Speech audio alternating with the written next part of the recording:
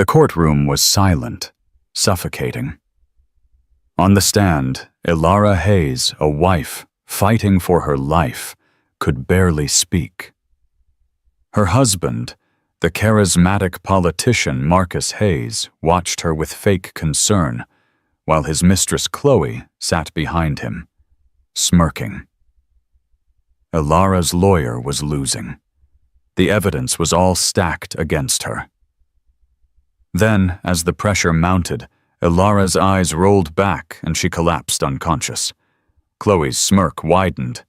She had won, but she didn't know about Judge Reed, and she didn't know about the secret recording the judge was about to play. A recording that would change everything. The polished mahogany of courtroom 3B did nothing to warm the chill in Ilara Hayes's bones. It was a cold that had settled deep inside her over the last 6 months, a creeping foggy frost that dulled her thoughts and weighed down her limbs. She sat at the defendant's table. Though this was a divorce proceeding, it felt entirely criminal, and gripped the oak railing to steady herself. "Mrs. Hayes, if you could please focus." The voice belonged to Benjamin Croft, her husband's lawyer. He was a shark in a $5,000 suit, all predatory angles, and a voice that managed to be both smooth and serrated. I am focusing," Ilara murmured, her voice sounding thin even to her own ears. The fluorescent lights of the courtroom hummed, and the sound seemed to drill into her skull. "Are you—" Croft paced perfectly comfortable. "Because you seem to be having trouble recalling a simple fact. Let's try again. On the night of October 14th, your husband, Councilman Hayes, was at the Mayor's Gala, a crucial fundraising event. You were scheduled to be at his side. You did not attend. Can you tell the court why—" Ilara blinked, trying to pull the memory from the fog. October 14th. It was blurry. I was unwell." "Unwell," Croft repeated, as if tasting the word. "The same unwellness that caused you to miss the children's hospital benefit. The same unwellness that led you to accuse your husband of," and I quote from your text message, "dancing with that skeletal witch." The gallery packed with reporters sniffing out the scandal of Councilman Marcus Hayes's messy divorce tittered. That skeletal witch, as you so charmingly put it, was Chloe Vance. Croft continued, gesturing to the front row. Ilara's eyes were pulled as if by a magnet to the other woman. Chloe Vance. 28 years old, sleek as a panther, and currently serving as Marcus's chief of staff. She sat just behind Marcus, her sharp, beautiful face a mask of polite concern. But her eyes were knives. They met Ilara's, and for a split second, a tiny, triumphant smile played at the corners of her mouth. Ilara's own lawyer, Arthur Calloway, a good man but clearly outgunned, rose to his feet. "Objection, Your Honor. Mr. Croft is badgering my client." "It's cross-examination, Mr. Calloway. He's allowed some latitude." Judge Evelyn Reed said, her voice dry. Judge Reed was a formidable presence, a woman in her 60s who had seen every lie a human could tell. "But Mr. Croft, get to the point." "The point, Your Honor," Croft said, turning back to Ilara, "is that Mrs. Hayes's unwellness is not a medical condition. It is a bottle, or to be precise, many bottles." Gasps. Arthur shot up again. "Objection. That is a baseless and inflammatory accusation." "Is it?" Croft snapped, walking to his table and picking up a glossy 8x10 photo. "I submit Exhibit D, a photograph taken by Mr. Hayes on October 14th, after he returned from the gala." The bailiff handed the photo to Ilara. She stared at it. It was her in her kitchen, but not as she remembered. She was slumped at the table. hair matted a bottle of vodka. Her husband's preferred brand, not hers, standing next to a half-empty glass. I don't drink vodka, she whispered, shaking. I never have. Mrs. Hayes, you are under oath, Croft said, his voice laced with false pity. We have 3 months of credit card statements showing escalating purchases from liquor stores. We have photographs. We have your husband's testimony given with a heavy heart that your alcoholism has made you erratic, paranoid, and, frankly, incompetent. Incompetent. That was the word. Marcus wasn't just divorcing her. He was petitioning to have all marital assets put under his control, arguing that she was mentally unfit to manage her own finances. He was claiming she was a danger to herself. Marcus, please, Elara said, turning to her husband. Marcus Hayes, the charismatic man of the people, finally looked at her. His handsome face was a mask of profound sadness, an Oscar-worthy performance. Elara, darling, I'm so worried about you. We're all trying to help. Behind him, Chloe Vance dipped her head, as if in silent prayer for Elara's soul. Elara's vision tunneled. The air was thick. She couldn't breathe. This wasn't real. She hadn't bought that alcohol. She hadn't sent that text. She remembered being sick, a debilitating vertigo, and a metallic taste in her mouth. But the more she tried to explain the sickness, the fogginess that had stolen her memories, the more unstable she sounded. My client has been seeing doctors," Arthur Calloway stammered, shuffling papers. "They can't find a cause. They suspect chronic fatigue or a guilty conscience," Croft shot back. "Your Honor, Mrs. Hayes has systematically tried to sabotage her husband's mayoral campaign, wasted marital assets, and is now putting on this pathetic display. We ask for the petition to be granted." Judge Reed looked at Elara, her gaze sharp and analytical. "Mrs. Hayes, do you have anything to say to this?" Elara opened her mouth. She needed to fight. She needed to tell them about the real Marcus, the man whose eyes went cold when the cameras were off. The man who just last week had calmly told her, "No one will ever believe you, Elara. You're a mess. I'm the future." But all that came out was a strangled sob. The room was tilting. The hum of the lights was now a roar. She looked at Chloe, at that perfectly sculpted face. "And Chloe?" Chloe smiled. It wasn't a small smirk this time. It was a wide, glorious, triumphant beam. A smile that said, "You're finished. It's over. He's mine. Everything is mine." That smile was the last thing Elara Hayes saw before the world dissolved into blackness. The sound of a body hitting the floor was a sickening, hollow thump. "Elara!" Marcus Hayes roared, leaping from his seat with the agility of a man half his age. He scrambled past the bar, his face a perfect picture of terror and anguish, pushing past Arthur Calloway, who was frozen in shock. "Bailiff, medical assistance, now." Judge Reed's voice cut through the ensuing chaos like a steel blade, her authority absolute. The courtroom exploded. Reporters in the back gallery scrambled for their phones' flashbulbs, which were strictly forbidden, popped, and the gavel slammed down. Crack, crack, crack. "Order, order in this court. Bailiff, clear the gallery. This court is in recess." Marcus was already on his knees beside Elara's still form. "Elara, honey, wake up! Please, wake up!" He looked up at Judge Reed, his eyes glistening with unshed tears. "Your Honor, see, this is what I've been talking about. She's not well. She's so sick." Benjamin Croft.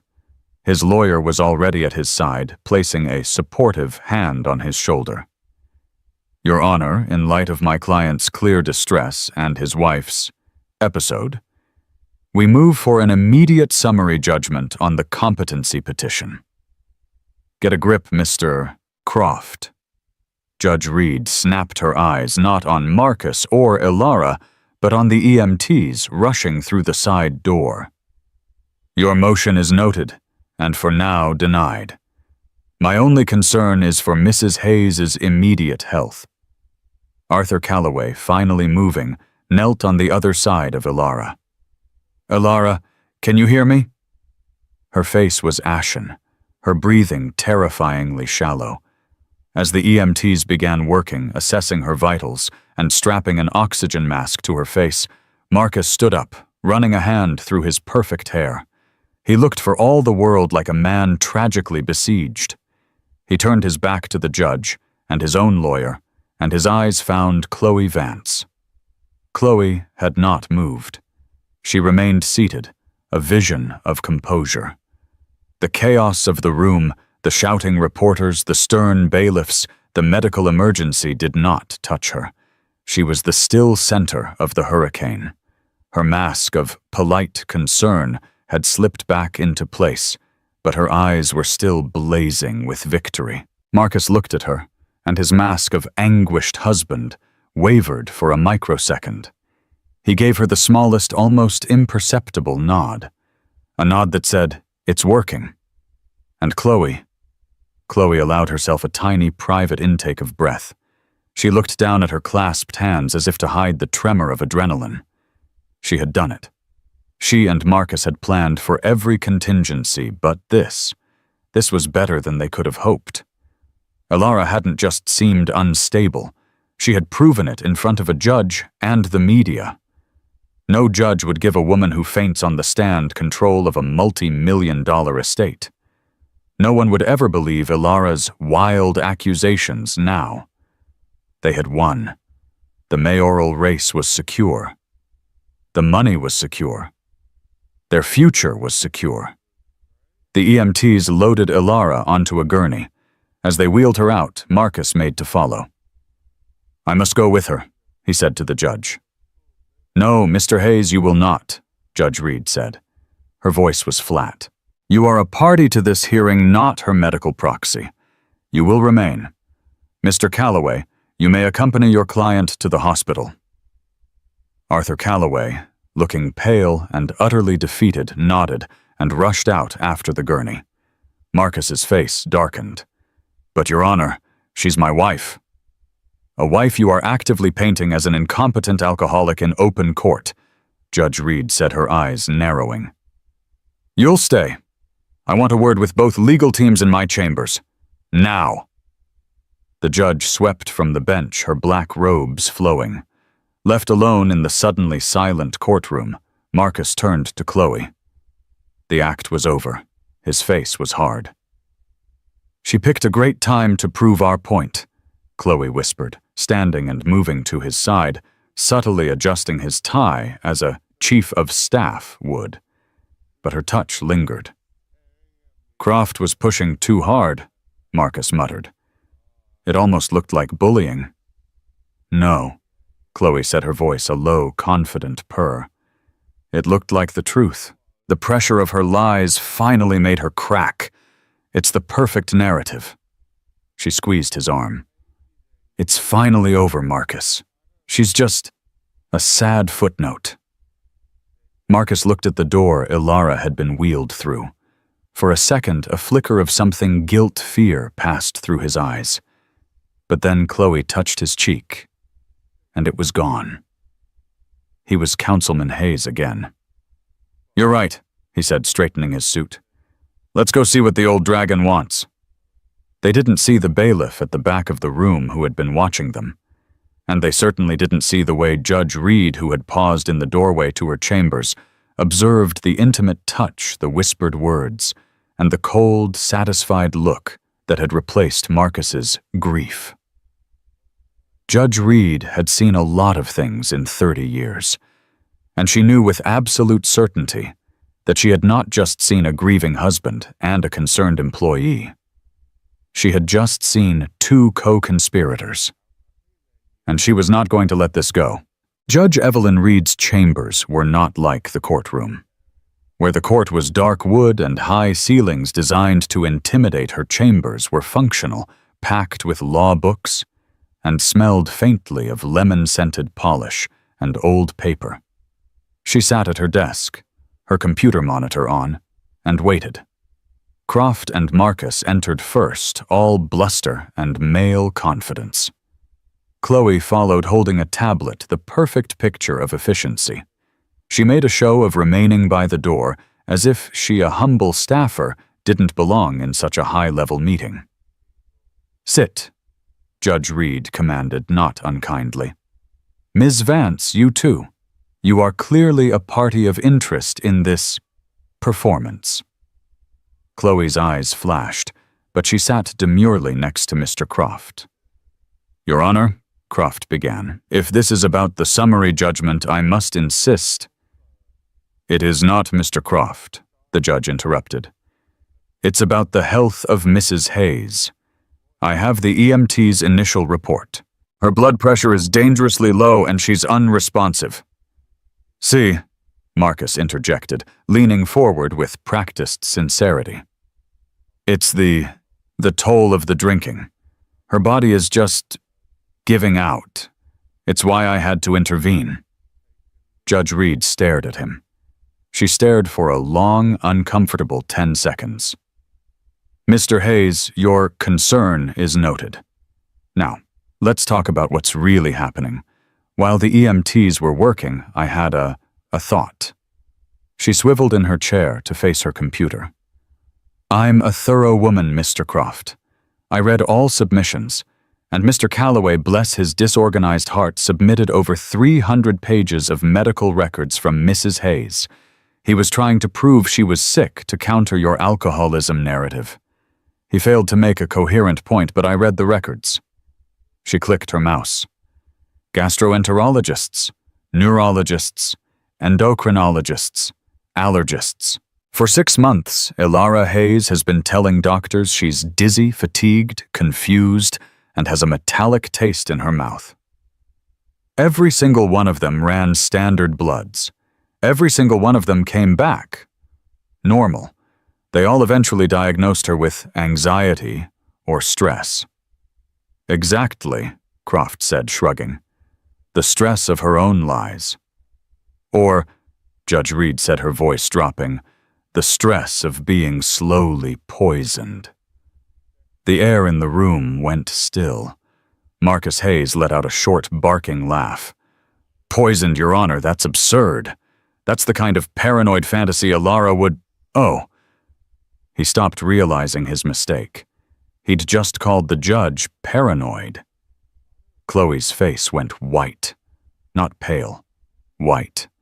A stark, papery white that made her skin look like a mask. "It's an interesting theory," Judge Reed continued, as if she hadn't noticed their reactions. "So when Mrs. Hayes fainted, I took the liberty of calling the hospital, St. Jude's. I spoke to the ER attending, and given her symptoms, her unresponsive state, and the context, I didn't order a standard toxicology screen. I ordered a full-panel heavy metal and atypical compounds test." Croft was on his feet. "Your Honor, you have no basis. That is a complete overreach of judicial authority.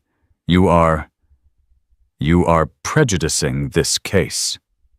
"Sit down, Mr. Croft," Judge Reed said, her voice ice.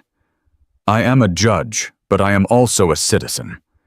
I see a woman collapse in my courtroom. I am entitled to be concerned. And when that woman's husband and his staffer look like they've just won the lottery instead of perhaps witnessing a tragedy, my concern heightens." Marcus's face was now a mask of rage. "How dare you? I love my wife." "Do you?" Judge Reed said. "We'll find out, because the test results are being rushed, but there's something else." She reached into her desk drawer and pulled out a simple padded manila envelope. It had no return address. It was postmarked 2 weeks ago. "This arrived at my chambers," she said, tapping it. addressed to me personally. In the interest of justice, Hayes' divorce. I receive crank mail all the time. I almost threw it out. She opened the clasp and slid out a single, small, black USB thumb drive. I viewed its contents in a secure environment. I thought it was a hoax, a deepfake, as the kids say. It was disturbing, and more importantly, it was completely inadmissible. Chloe Vance, who had been frozen, suddenly made a small noise, a tiny gasp. Her eyes were locked on the thumb drive. It was fruit of the poisonous tree, as you know, Mr. Croft, Judge Reed said. A recording made without the consent of all parties. Potentially illegal. Definitely inadmissible. I couldn't use it. I couldn't mention it. She held up the thumb drive. I couldn't until 10 minutes ago. What do you mean? Marcus said, his voice now a strained whisper. I mean, said Judge Reed, her eyes locking on him, that this recording alleges a very specific, very unusual crime. A crime that would produce a very specific, very unusual set of symptoms. Symptoms like dizziness, memory fog, confusion, and a metallic taste. Symptoms that would, in a high-stress environment, cause a person's system to simply crash. She stood up. The evidence on this drive was unusable until it was corroborated by an independent, legally obtained piece of evidence, like, for instance, a blood test from St. Jude's Hospital, the one I just ordered. She walked to the door. Court will resume in 1 hour. I am having Mrs. Hayes' hospital reports piped directly to my monitor by court order.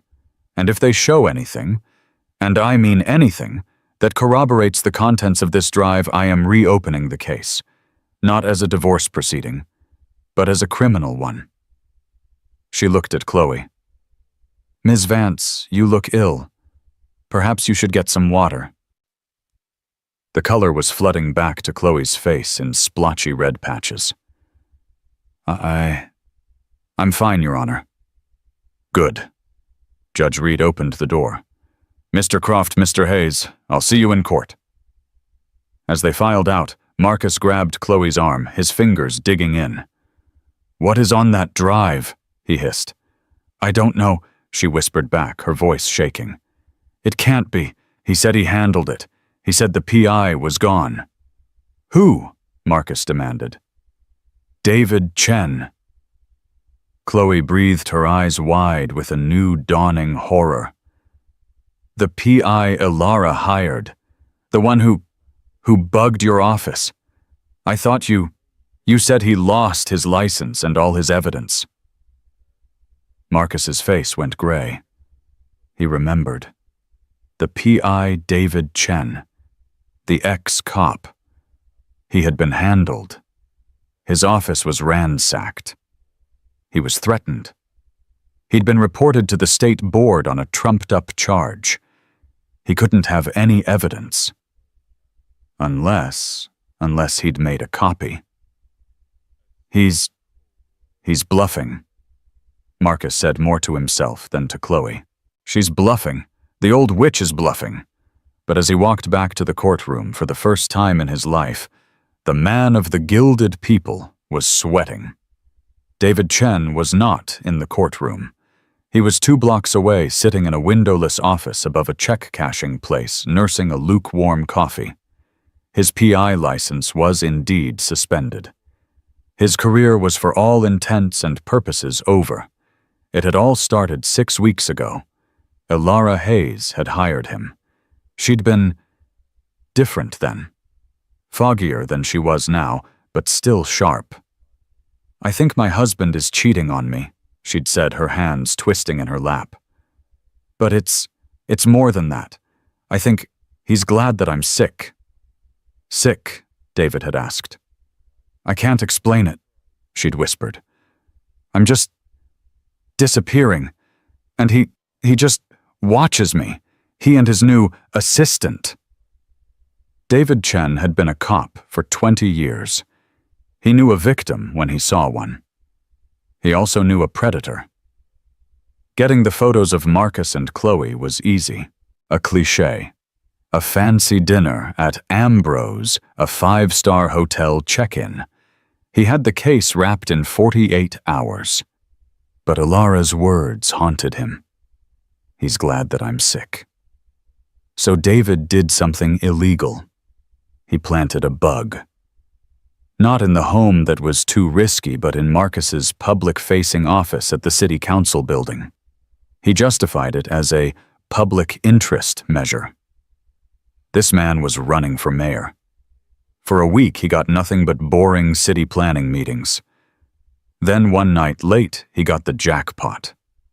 He was listening live, a pair of high-end headphones clamped to his ears, when Chloe Vance's voice came through clear as a bell. He'd recorded it all. And he'd been horrified. This wasn't just adultery. He didn't even have a word for it. It was methodical, cold-blooded psychological and physical torture. 2 days later, his office was tossed. Not a burglary, a pro job. Computers wiped, files gone. The next day, an emergency hearing with the state licensing board was called. A former client, a plant David knew, claimed David had blackmailed him. His license was suspended pending investigation. They'd been thorough. They'd taken everything. But they hadn't counted on his paranoia. David was ex-homicide. He always kept a backup. A single encrypted micro SD card, which he'd immediately transferred to a nondescript USB drive. He couldn't go to the cops. Marcus had the city police in his pocket. He couldn't go to the press. They'd eat him alive with no license and illegally obtained evidence. They'd call him a disgruntled, disgraced PI trying to shake down a politician. He had one play, a Hail Mary. He knew Judge Evelyn Reed by reputation. She was tough, but she was rumored to have a soft spot for justice. A real one. He typed the label. In the interest of justice. He mailed it with no return address from a post box 3 towns over. And then he waited. For 2 weeks, he heard nothing. He watched the news, saw the divorce proceedings start, and his heart sank. He saw pictures of Ilara Hayes looking frail and confused, and he felt a cold sickness in his own gut. He had failed. The judge had thrown it out. Then 15 minutes ago, his phone buzzed. A burner phone he'd set up with only one number in it. Arthur Calloway, Ilara's lawyer. Calloway hadn't known what to make of David, but David had given him the phone just in case. The text was simple, sent in a panic by Calloway from the hospital. Ilara fainted in court. Judge Reed is back in chambers. She's ripping into Marcus and Croft. Something is happening. David's heart hammered. He grabbed his jacket. It was time to stop hiding. He might not have a license, but he was still a witness. He walked out of his office and headed for the courthouse. He wouldn't go inside. Not yet. He'd wait on the steps. Back in courtroom 3B, the atmosphere was electric. The gallery, which Judge Reed had allowed to be refilled, was standing room only. Reporters were practically vibrating. Marcus and Chloe were at their table, a 2-foot gap of cold animosity between them. Marcus was whispering furiously to Ben Croft, who just kept shaking his head, his face grim. Arthur Calloway was back, having left Ilara in a stable condition at the hospital. He looked baffled, but a new tiny spark of hope was in his eyes. She's conscious, he'd whispered to Judge Reed when he returned. She's asking what happened. The doctor said her blood work is highly anomalous. They're waiting on the specific panel. Judge Reed had nodded. Thank you, Mr. Calloway. Take your seat. The judge slammed her gavel. The room fell silent. We are back on the record, Judge Reed announced. Before the Interruption. We were hearing Mr. Croft's arguments regarding Mrs. Hayes's competency. A compelling case was being made that Mrs. Hayes is paranoid, delusional, and a danger to herself. She paused, looking directly at Marcus. However, she continued, a new piece of evidence has been presented to this court. It is unusual. It is a recording which was submitted anonymously. I had until now ruled it inadmissible, but new information has come to light which directly corroborates the claims made in this recording. Croft shot to his feet. Your Honor. What information? We have a right to see. You will, Mr. Croft, the judge said. A fax machine in the corner of her dais whirred to life. The bailiff walked over, retrieved a single sheet of paper, and handed it to her. Judge Reed read the paper. Her face, already stern, became a mask of cold fury. She looked up. She looked at Marcus. She looked at Chloe. The information, Mr. Croft, she said, her voice shaking with controlled rage, is the preliminary toxicology report from St. Jude's Hospital. Mrs. Hayes's blood contains elevated levels of lithium orotate. Not the prescription kind, but the wellness supplement kind, and traces of 2 other non-prescribed psychoactive compounds, one of which is a binder commonly used to mask heavy metals. Chloe Vance made a sound. A small, desperate animal sound which she choked off immediately. This court, Judge Reed said, is no longer ruling on a divorce. We are now in a fact-finding hearing for a potential criminal matter. This is an outrage, Marcus bellowed, finding his voice. This is a setup. Is it Mr. Hayes? Judge Reed said. Let's find out. She looked at the bailiff. You may play the recording. Your Honor, I object. This is illegal. It's... Croft was yelling, but Judge Reed ignored him. The objection is noted, Mr. Croft, and it is overruled. The health and safety of a citizen of this state supersede your client's privacy. Play it. The bailiff hit a key. A large speaker hooked up to the court's AV system clicked on. A hiss of static. And then, Chloe's voice. Clear, sharp, and impatient. The smile was gone. The silence in the courtroom was absolute. It was so quiet that the pop and hiss of the audio feed before the voices began sounded like gunshots. Then, it started. Chloe's voice. She's still not getting worse fast enough. Marcus, are you sure you're using the full dose? A gasp went through the gallery. Ben Croft turned and stared at his client, his mouth open in Marcus's voice. I'm using exactly what you told me. 2 drops of the binder in her morning tea and a full capsule of the lithium broken into her wellness smoothie. She said it tasted off yesterday.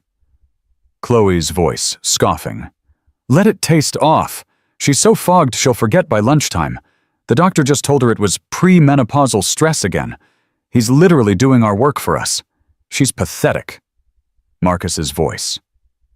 It feels... She's still my wife, Chloe. She looked so lost this morning. Chloe's voice, her voice turning to ice. Was she lost when she was holding you back? Was she lost when she didn't understand the demands of your campaign? She's not your wife, Marcus. She's a problem, and we are solving it. The sooner she's declared incompetent, the sooner we can move her into that wellness center in Arizona and get control of the finances. The campaign is bleeding money. In the courtroom, Chloe Vance was shaking her head.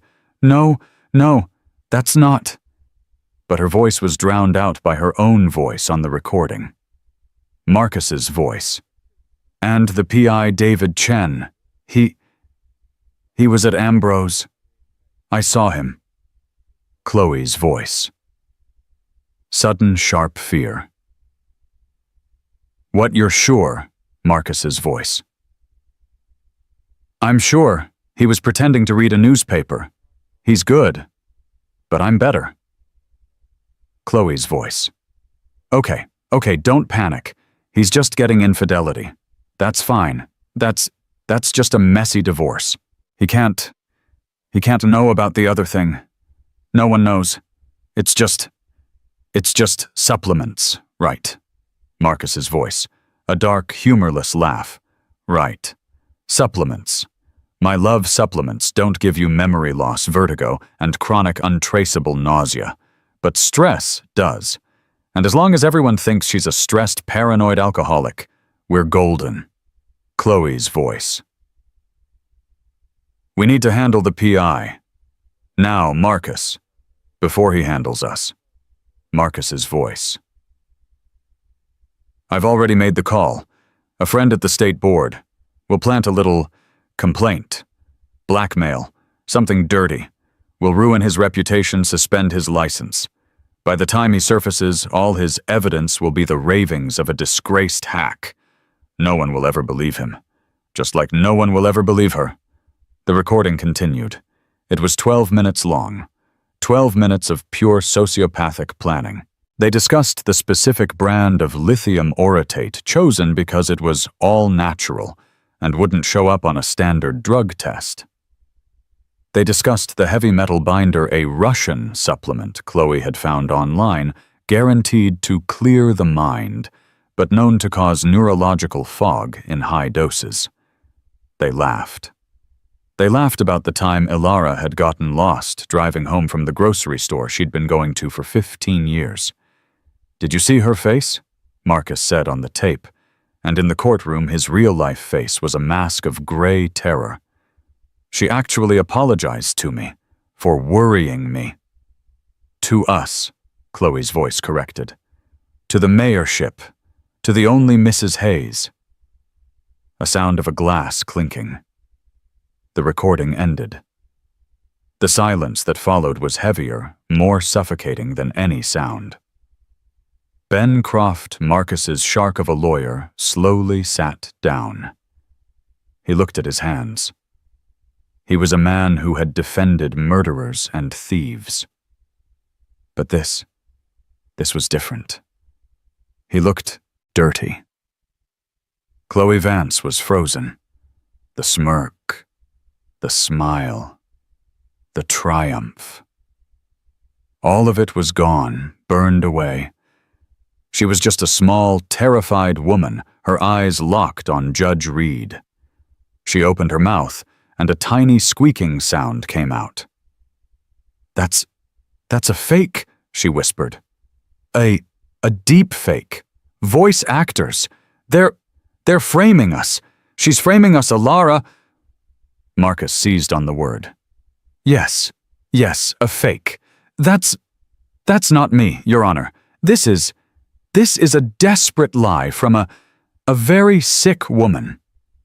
Judge Reed watched them. She didn't look at the recording. She didn't look at the press. She just watched the two of them unravel. A deepfake.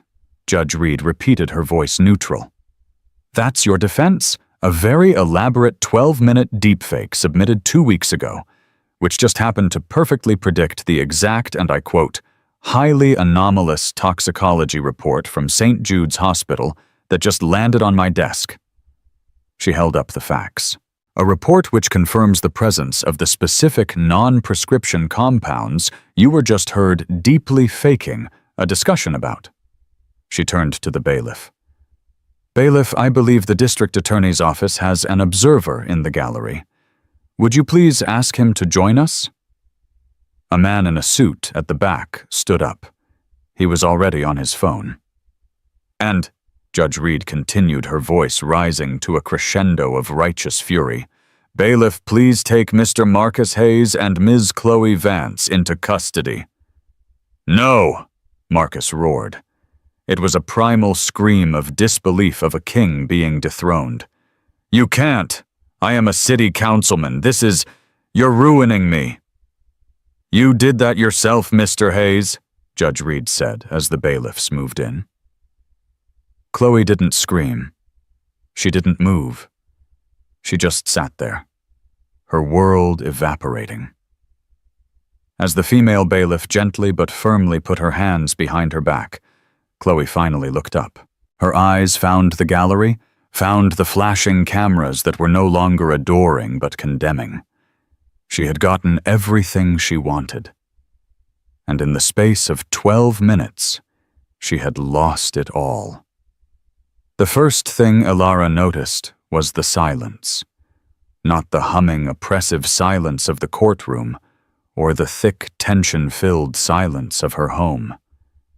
This was a clean, sterile silence, broken only by the quiet, rhythmic beep of a machine beside her. The second thing she noticed was the clarity. The fog, the thick cotton wool fog that had lived in her brain for 6 months, was thinner. It was still there at the edges, but she could think. The metallic taste in her mouth was gone, replaced by the antiseptic dryness of a hospital. She opened her eyes. "Elara, you're awake." Arthur Calloway was sitting in a chair by her bed. He looked exhausted. His tie was undone, but he was smiling. A real, genuine smile. "Arthur," she rasped. Her throat was sore. What happened? I fainted. I lost. Didn't I? You fainted, Arthur said, leaning forward and taking her hand. His was warm. But Elara, you didn't lose. He began to talk. He told her everything. The judge's suspicion, the secret anonymous thumb drive, the phone call to the hospital, the toxicology report. And then, the recording. Elara listened, her eyes growing wider.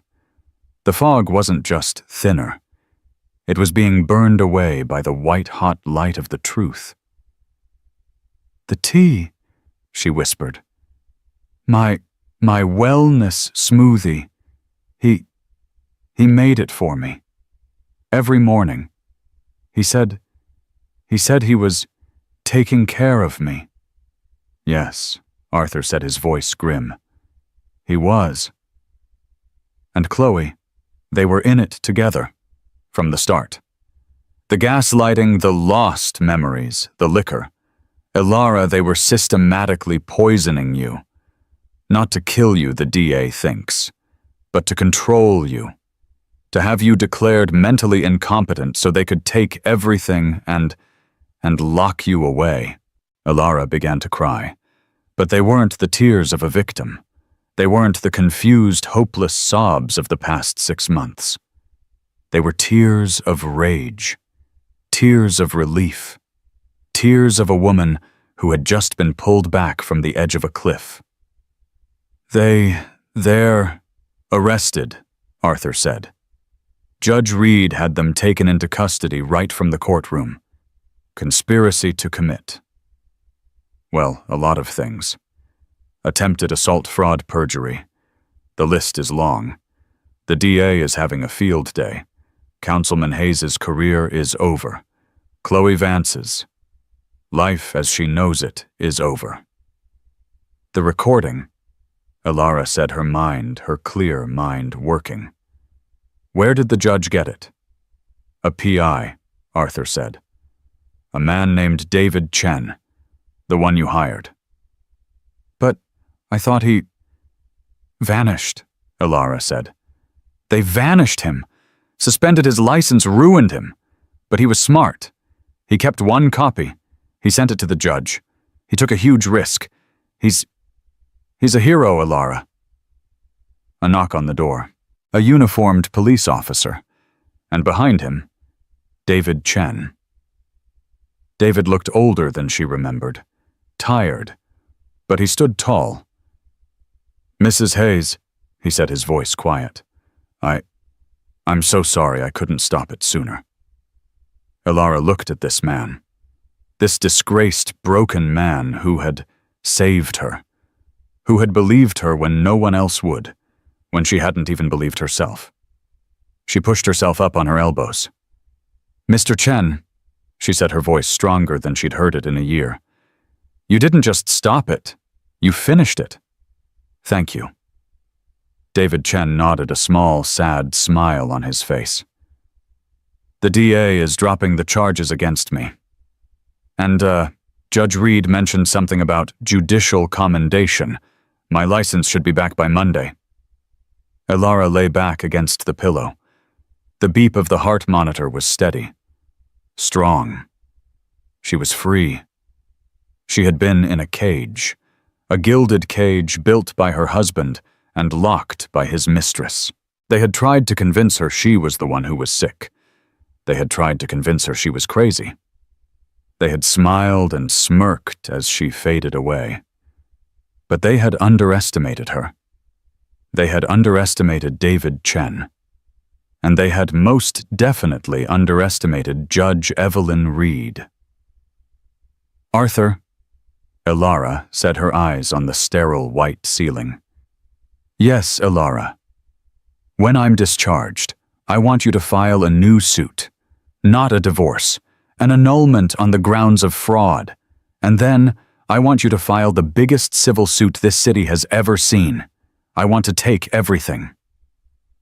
Arthur Calloway, for the first time in a month, laughed. I think that can be arranged, Elara." She closed her eyes. Not in exhaustion, but in preparation. The fog was gone. Elara Hayes was back. The fallout was not a wave, it was an atomic blast, and the courtroom where Judge Reed had dropped the bomb was ground zero. The City Herald's front-page headline was a single four-letter word set in 90-point font, "Poison." Beneath it, a side-by-side photo, Councilman Marcus Hayes, smiling and waving on the campaign trail, next to the gray, slack-jawed mugshot taken just hours before. The story, which included a full verified transcript of the 12-minute recording, eviscerated the city's golden couple. The political fallout was immediate and absolute. The mayor, a man who had staked his own re-election on endorsing Marcus, held a stammering, sweaty-palmed press conference. "I am appalled, sickened. This is not the man I knew. This is a betrayal, a sickness, a depraved act that the party, we disavow. Completely." In his 50th floor office, Benjamin Croft the shark was looking at his own hands. He had known in his gut that Marcus was a liar. He was paid to defend liars. But this was different. He hadn't been a lawyer. He'd been an accessory. He'd been the tool a monster used to try and bury his wife. The dirt, he felt, wasn't just metaphorical. He buzzed his secretary. "Diane, take a release. Effective immediately, I, Benjamin Croft, and my firm are resigning as counsel for Mr. Marcus Hayes, citing a fundamental and irreparable breakdown in the attorney-client relationship. We will be cooperating fully with the district attorney's office." The DA, a young, razor-sharp woman named Sarah Jennings, saw the case for what it was, the case of a lifetime. She stood before the same bank of microphones that had just destroyed the mayor, but she was a vision of cold, righteous fire. "This is not a messy divorce," she'd declared, her voice ringing with authority. "This is a case of cold, calculated, attempted destruction. This was not a crime of passion. It was a crime of power. And in this city under my watch, we do not tolerate those who prey on the vulnerable.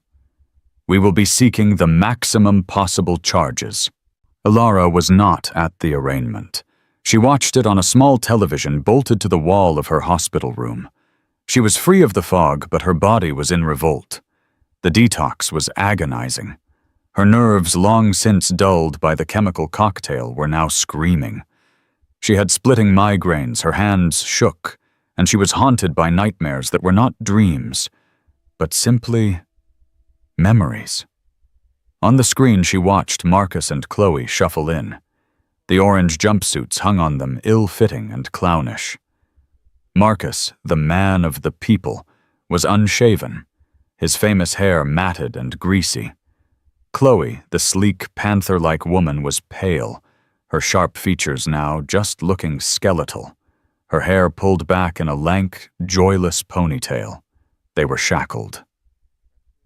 The sound was muted on the TV, but Alara didn't need to hear it. She watched their eyes. As they were led to the defendant's box, their gazes met. It wasn't just loathing.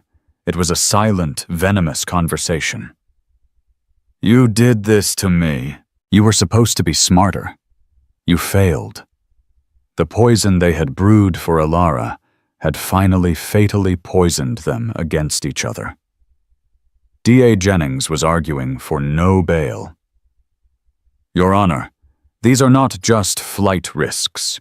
They are, as we have proven, manipulative wealthy and have a depraved indifference to human life and the rule of law. They have already proven they will use their resources to destroy evidence and people. To release them would be an insult to their victim and a danger to the community." The judge, a new one for the criminal case, agreed. Bail was set at $5 million each. Cash. A new emergency order, this one from Judge Reed in the Civil Division, had already frozen every asset, every account, every line of credit. The house was seized. The cars were impounded. The joint accounts were locked. They couldn't have made bail if it was $5. Alara watched the female bailiff lead Chloe away. The smirk was gone. The triumph was gone. There was nothing left, just an empty, terrified girl. Alara felt nothing. Not pity, not rage, just a vast, cold emptiness. She turned off the TV. Her recovery was the hardest thing she had ever done. Dr. Eris, her toxicology specialist, was kind but firm. "We are flushing your system, Alara, but the physical detox is the easy part. The real work is in your mind. The fog was a chemical prison. Now you have to learn to walk in the open again. Your memories, they're all there. They were just inaccessible. They're going to start coming back, and it will hurt." He was right. It happened one night a week in. She was trying to read a book, but the words swam. She closed her eyes. And she was back. Not in the courtroom, but in her kitchen. 6 months ago. She's holding a glass of water. It's a hot day. She's so thirsty. "Darling," Marcus says, his voice like silk. He's holding her wellness smoothie. That metallic-tasting health drink. "Don't fill up on water. Drink this. I made it. Especially for you." She remembers smiling at him, thanking him. "You take such good care of me, Marcus." "Always," he'd said, kissing her forehead. His eyes, she now remembered, were cold. So cold. She broke down, not in rage, but in grief. She grieved for the woman who smiled and drank the poison. She grieved for the 15 years of marriage she now saw as a grotesque lie. She had not just been a victim. She had been his willing, trusting fool. The shame of it was as toxic as the lithium. It was David Chen who broke through it. He visited her looking awkward in the sterile hospital room. He was carrying his old, battered briefcase. They gave me this back," he said, patting it. "My license is officially restored. The DA dropped the blackmail charges. With prejudice." "Thank you, David," she said, her voice stronger than it had been. I brought you something," he said, pulling out a file. "I wanted you to see it, not just hear it." He laid out copies of receipts. A P.O. box opened in a neighboring town in Chloe Vance's name. An online order from a wellness website in Estonia for 500 grams of lithium orotate powder. A receipt from a chemical supply store, the kind that sells to high school labs, for the heavy metal binder. All paid with a prepaid credit card. All shipped to Chloe's P.O. box. They thought they were so clever, David said, his voice laced with disgust. Untraceable. But they had to get the mail. I pulled the security footage from the post office. A full month's worth. He placed a final 8x10 on her bed. It was Chloe, in a blonde wig and sunglasses, nervously looking over her shoulder as she unlocked the little box. He thought I was a prop, Ilara whispered, tracing the outline of the wig.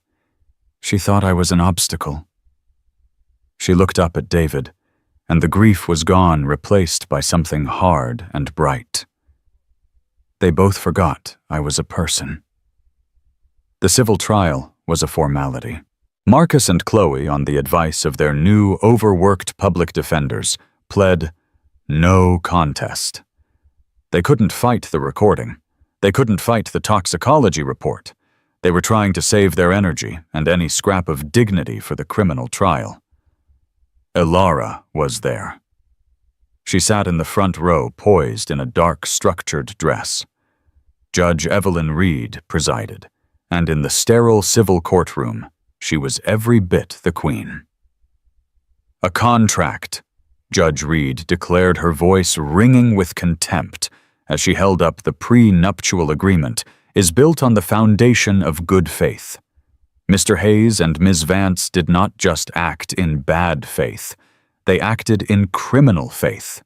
This document, which sought to protect Mr. Hayes's assets in the event of a divorce, is predicated on a marriage that was in its final year a fraud, an act of prolonged malicious assault.